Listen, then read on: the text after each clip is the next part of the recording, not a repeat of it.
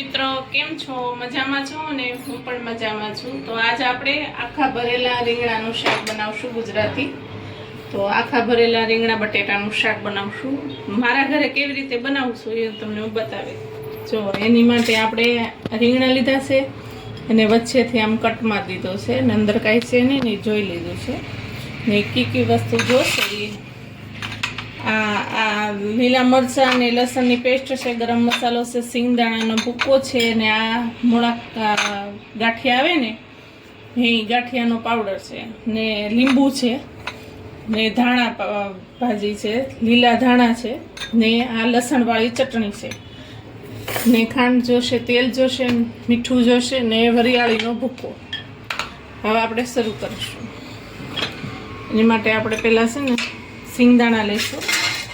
2 ચમચી સિંગદાણા છે એને આપણે ખંડી નાખ્યા છે ને 1 ચમચી મોળા ગાંઠિયા આવે ને એનો ભૂકો છે, એનાથી ઘાટો રસો થાય. ને હવે આ આપણે લસણ ને લીલા મરચાંની પેસ્ટ લીધી છે ને એ નાખીશું. ગરમ મસાલો 1 ચમચી, અડધી ચમચી છે ગરમ મસાલો ને લીલા ધાણા ને આપણે લસણ હોય ને એનું લાલ મરચાં અને લસણની ચટણી બનાવી નાખી છે એ આપણે નાખશું 1 થી 1.5 ચમચી જેટલી. ને આમે તમે જેટલું તીખાશ ખાતા હોય એ પ્રમાણે નાખો તો યાર. ને આ છે વરિયાળીનો ભૂકો.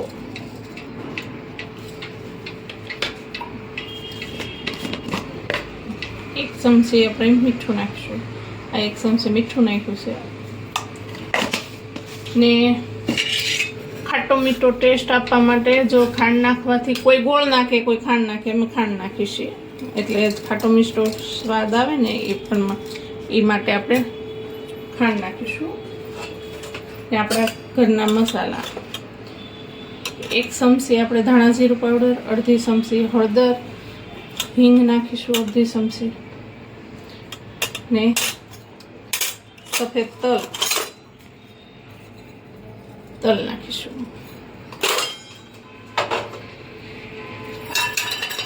ને થોડું તેલ.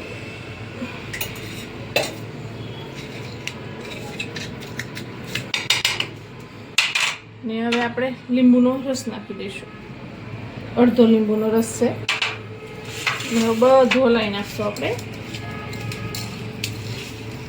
બધું હલાવી નાખવાનું.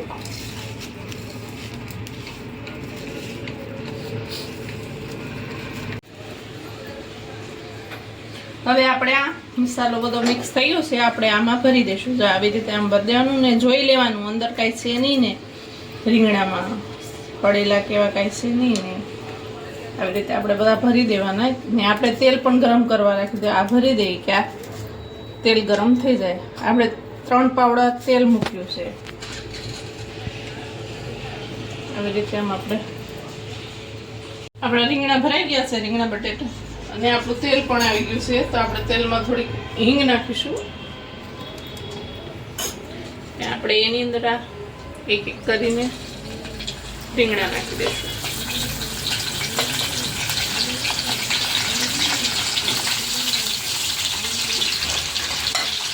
આપણે એને થોડી વાર આમ હલાવવાના છે.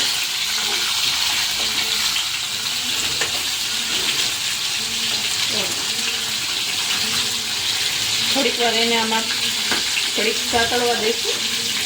થોડીક વાર ચડી જાય ને પછી એને આપણે પાણી નાખીશું. વધારામાં મસાલો જે આપણે આ વધ્યો છે ને એટલો મસાલો કે આની અંદર નાખી દઈશું એટલે થોડીક ગ્રેવી થઈ જાય.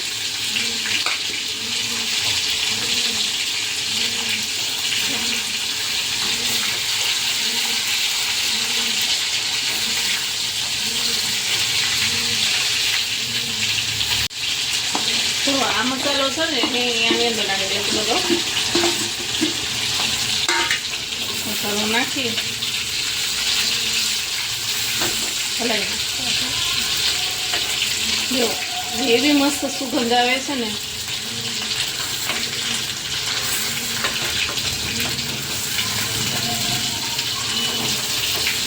હવે આપણે થોડુંક પાણી નાખશું.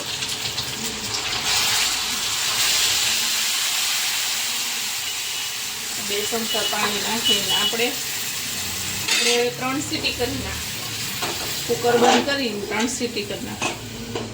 જો આપણા આખા રીંગણા બટેટા આપણા તૈયાર થઈ ગયા છે. જો એકદમ મસ્ત થઈ ગયા છે ને. હવે આપણે એને સર્વ કરીશું. તમે પરાઠા સાથે, રોટલા સાથે, બાજરીના રોટલા સાથે, રોટલી સાથે સર્વ કરી શકો છો.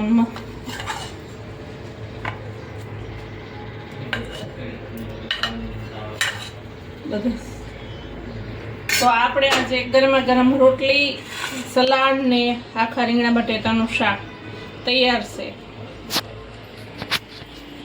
આપણા આખા રીંગણા બટેટાનું શાક તૈયાર છે. જો તમને મારી રેસીપી સારી લાગી હોય તો લાઈક કરો, શેર કરો, સબસ્ક્રાઈબ કરો.